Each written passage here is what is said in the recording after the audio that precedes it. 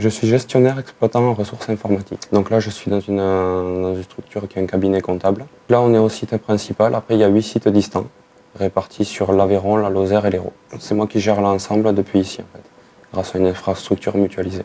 J'ai 2 missions principales. Alors, j'ai une première mission qui est de la gestion de projet, en fait, qui permet la mise en place de nouvelles solutions. Et après, il y a toute une grosse partie, en fait, c'est s'occuper au quotidien du bon fonctionnement du système informatique de la société. Ouais, j'arrive. Qu'est-ce qui t'arrive? J'ai un problème. Montre-moi. Ouais. Qu'est-ce qui se passe? En fait, depuis qu'on a changé Internet, regarde. Dans le cadre de la gestion de projet, on a mis en place de nouveaux logiciels. En fait, il y a toute l'infrastructure qui a été refaite ici, depuis que je suis arrivé.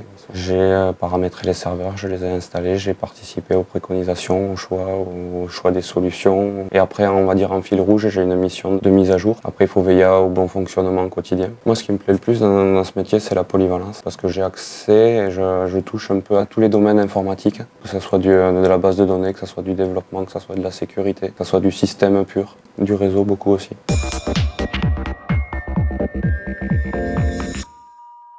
Une attraction de développement durable, c'est le fait qu'on a mis en place une GED, c'est-à-dire gestion électronique des documents, ce qui fait que tout est archivé dans cette GED, ce qui évite donc des impressions, des stockages de grands livres, de journaux qu'on avait dans le garage qui représentaient des montagnes de papier. Par le biais de cet archivage électronique, on a gagné entre 500 et 1 million de pages d'impression sur une année.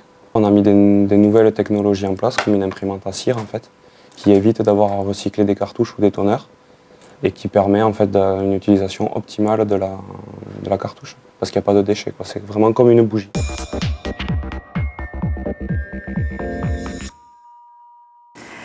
Alors, une façon pour nous ici à 2ISA de sensibiliser les stagiaires au développement durable, c'est de les mettre en situation. Je les incite à virtualiser les serveurs. En pratique, je leur ai fait installer une dizaine de serveurs virtuels sur un seul serveur physique. Donc les stagiaires ont fait une étude et il s'est avéré que la solution de centralisation des serveurs était moins gourmande en place, en énergie et en climatisation.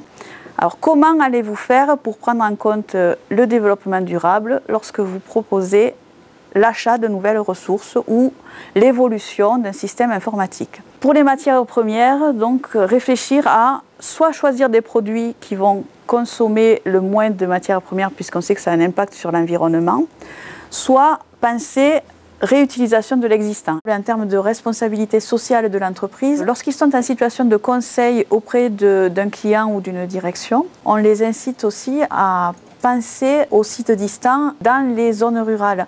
Et l'informatique est un moyen de donner des accès à des services à des personnes isolées.